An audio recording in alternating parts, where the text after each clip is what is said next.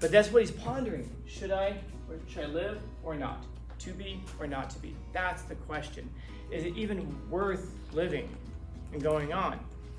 And by the way, for someone like Hamlet, yeah, that is a hell of a question, because this is a person who's living in an absolute hell. But it's worth noting that it's a hell of his own making. And before we point too quickly at him and say, haha, you created your own hell, well, that's largely a choice, and isn't that kind of choice that we all make every day? Because whether you live in heaven or whether you live in hell will largely depend on how you conduct yourself. Because they had it built up in their mind, wherever we're going to go is better than where we are right now. And that's kind of the hope of building spaceships, isn't it? The idea that wherever we can go is going to be better than where we are right now. But where's a spaceship going to take you except away from home? Where's your car going to take you except away from home? Or what's the whole point in coming to school? Is to take you away from here to something better. Hopefully something better. But that's if you can make the best of where you are right now. Because you don't make the best by making less than the best. A lot of times in life, the best is just that. You find yourself living in hell, and what can you do? You can look up and say, well, at least there's air conditioning. But you do want to be the person who can at least look at things and say, I have the choice of making the best of where I am right now. And what you're going to find is if you make the best of things over and over and over and over and over again, then you're going to make the best of a life, probably. It won't be a perfect life, but it'll be a life that you've chosen. And that's the key. When you think about how many people don't have the choice. And when you're little kids, isn't that what we always wanted? To be able to choose?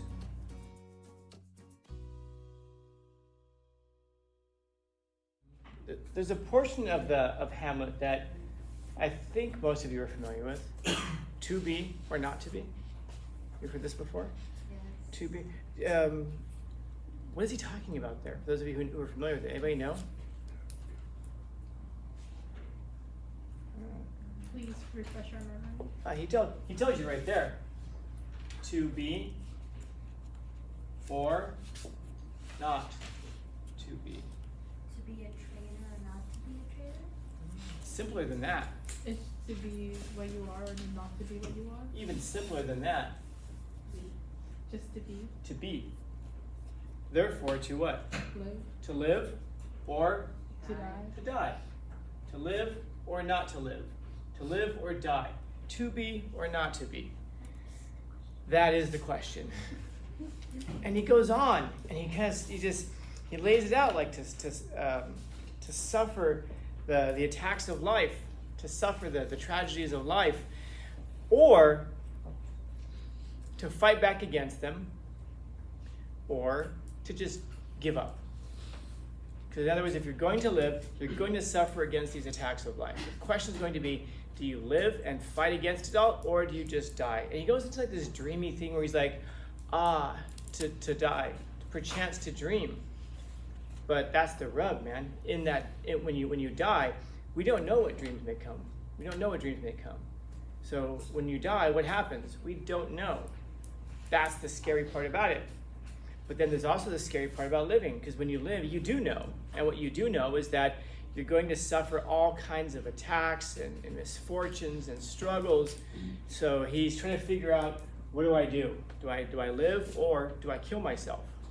That really is the question there. It's funny because it's such a famous thing, and we think of it as almost like romantically, because we don't know what he's talking about because we haven't seen the play in the context. And that's exactly what he's saying.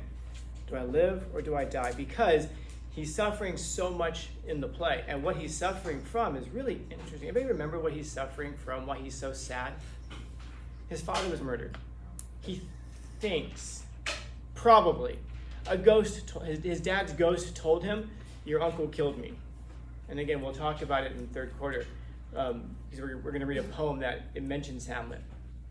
But the ghost of his dead father comes to him and says, your uncle killed me, and he took over the kingdom. He became the king. And so what makes Hamlet so sad is not just that his father's dead, but also the fact that because his uncle is now king, he will never be king. Because his uncle who became king. Guess who he's married to?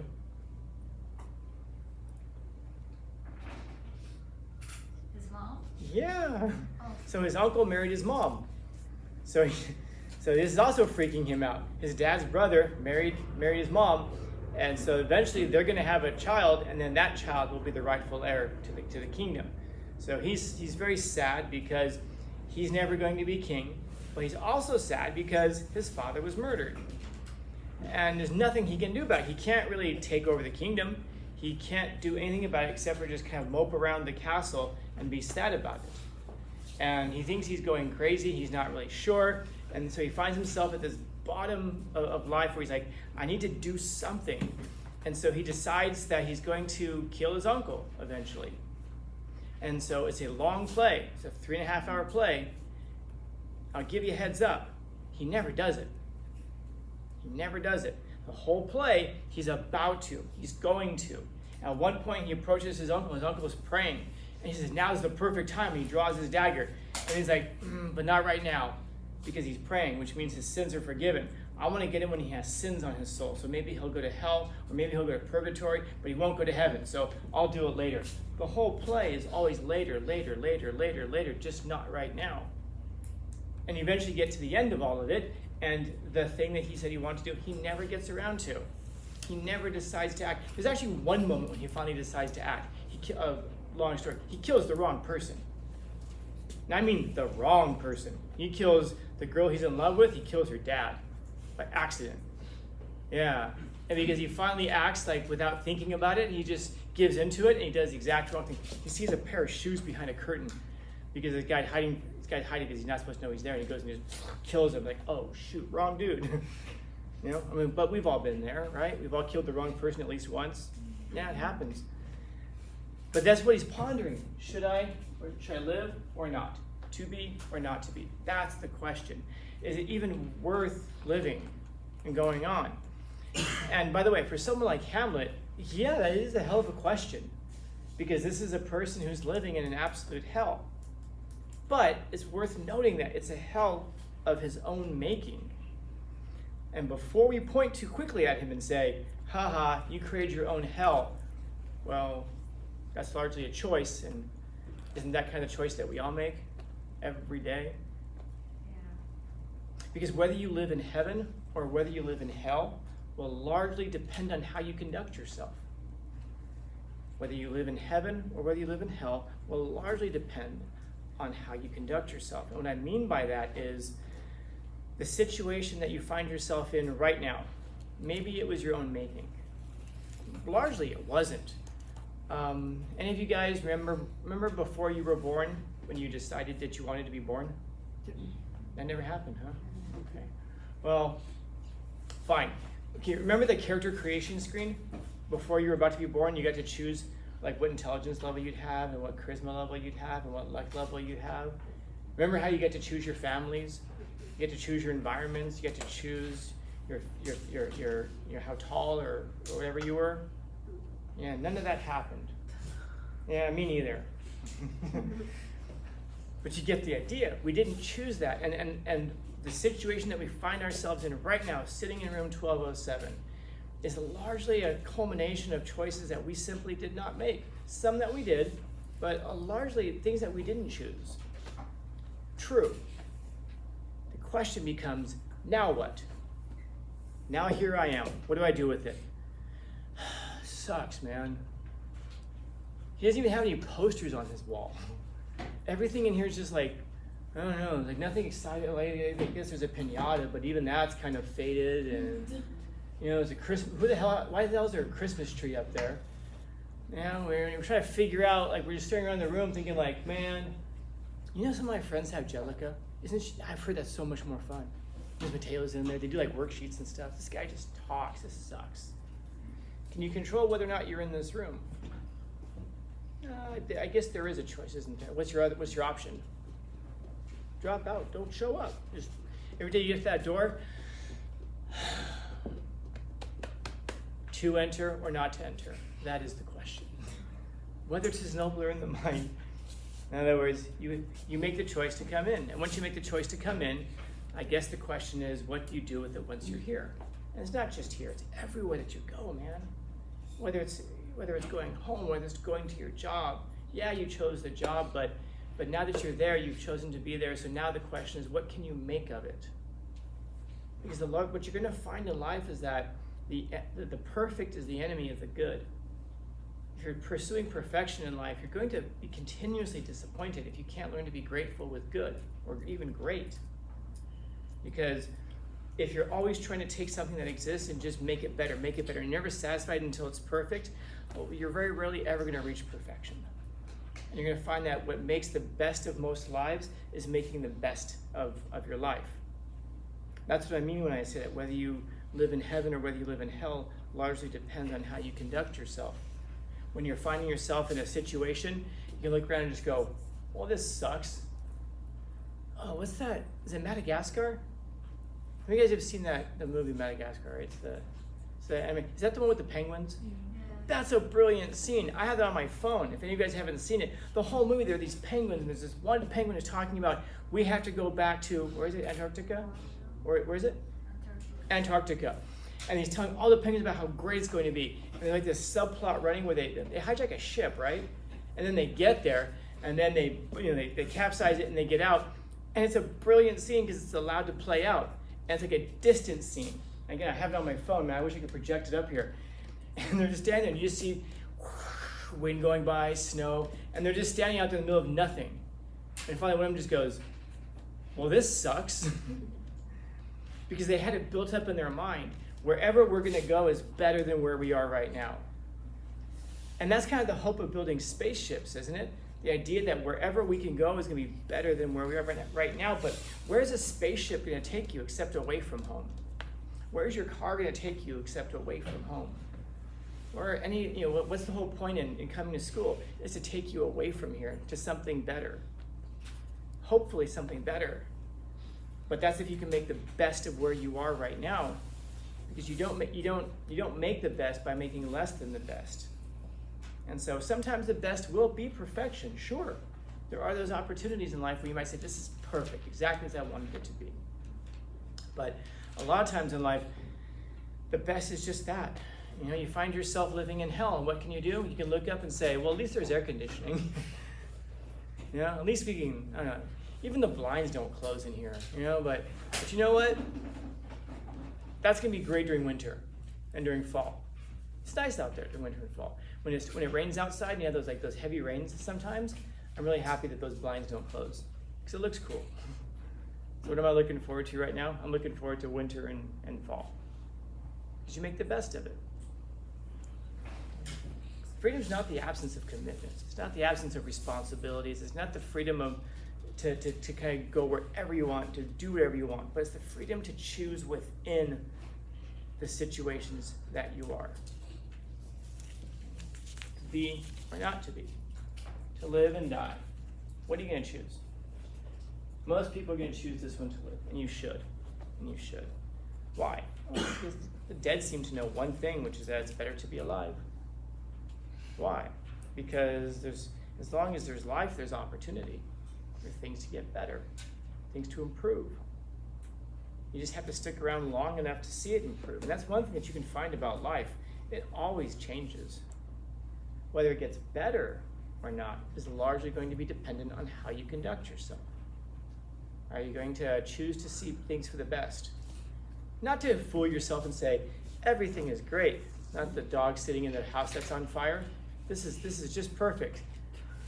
You don't want to be that person either.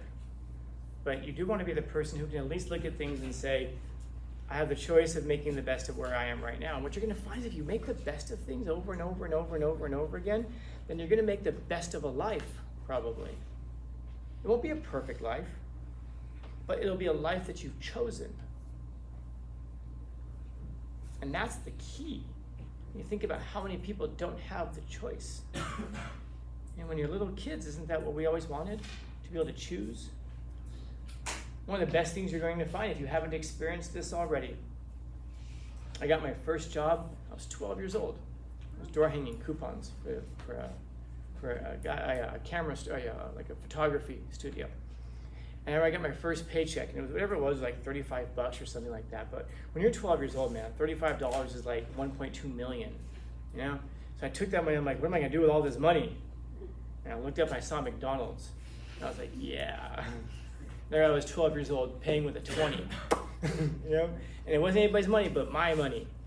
And I could buy whatever I wanted to buy with that. There's nothing I could imagine that I wanted to buy that I couldn't buy with that first paycheck. And then kind of going from there. Why? Because I had the freedom at that point.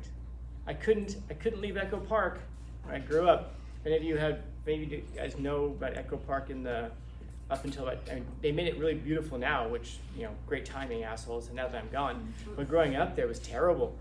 And so you're standing there on Glendale Boulevard and, you know, like literally like a police investigation for a murder across the street, and you're sitting there I'm sitting there buying a quarter pounder with cheese and like, this is heaven. That's largely a choice. I could have looked outside and been like, man. And I was lucky. I got that perspective from a guy named Lonnie. Lonnie was this heavy-set black dude who lived in a van outside of Vaughn's. And every day I'd be walking past, I'd see Lonnie. And I'd be, what's up, Lonnie? And Lonnie would say to me, I'd ask Lonnie, how you doing? And Lonnie would always say the same thing. And if you guys ever ask me, you may hear this from me. That's where it comes from. It comes from Lonnie. Lonnie said, I can't complain. What's up, Lonnie? How you doing? Man, I can't complain. I woke up this morning. There's sun. I can't complain. Could the guy have complained? Yeah, he lived in a van outside of Vaughn's. This guy had a lot to complain about. But he was such a nice guy that Vaughn's let him use the bathroom. He could go in there and wash up and everything. And then one day I was walking past his van and he wasn't outside. He was supposed to be, but he wasn't outside.